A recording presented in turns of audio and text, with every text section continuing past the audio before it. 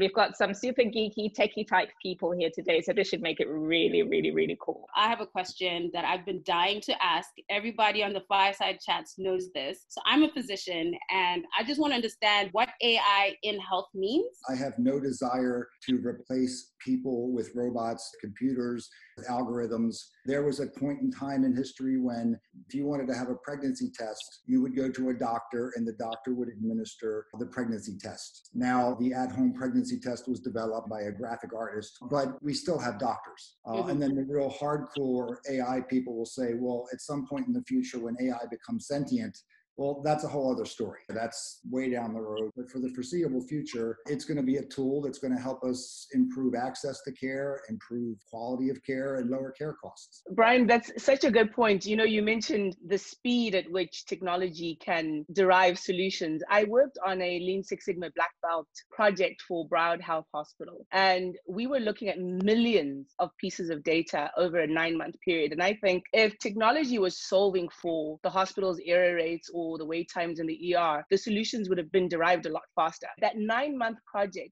had some piece of technology been analyzing that data, would have probably taken a month. It was painful for us. There's definitely a speed of solutions with AI. People talk about AI as if it's something separate from technology, but the truth is that technology has always impacted the way that we work. So when we think about what talent looked like at the dawn of time, talent was, hey, you know what, who's the strongest person or the fastest person that can capture this food and make it, right?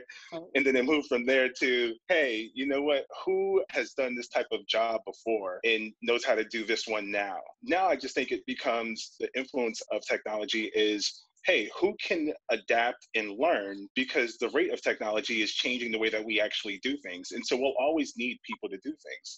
So technology has positively influenced the workforce in that some of the areas that were dangerous for people to actually be in, they don't have to be in anymore because we now have technological replacements. I think it's all fair and fine to talk about the rate of change with tech-aided innovations for developed countries. But when you start thinking about less developed economies, sometimes the inefficiencies are deliberate to keep people employed. So the big argument is typically if we phase out people with machine learning, with AI, what does that mean for the person whose bread and butter is dependent on actually just going to do that menial work that could obviously be done more efficiently? And hence why that big reticence around the role that technology will play going forward. It's not necessarily HR versus AI. It's probably AI with HR or AI with resourcing. Because like AI, I think what people get like sort of uneasy is the intelligence part, but like it's just technology.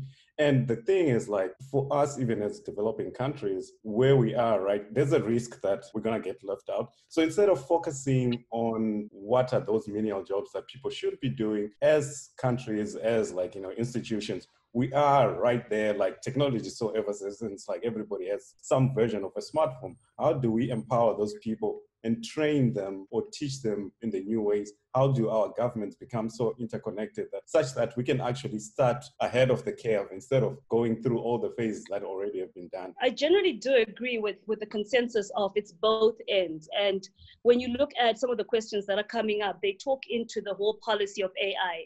And part of the issue that policy of AI is supposed to address is the issue of the future of work. That's just one of the elements that it's supposed to address. You know, what I would love to hear more is the human-centeredness of the conversation around AI and human resources, because at the core of it is this human center. I see a lot of focus on how do we develop the human being to get ahead of the curve of critical thinking, creativity, and being useful beyond automated processes.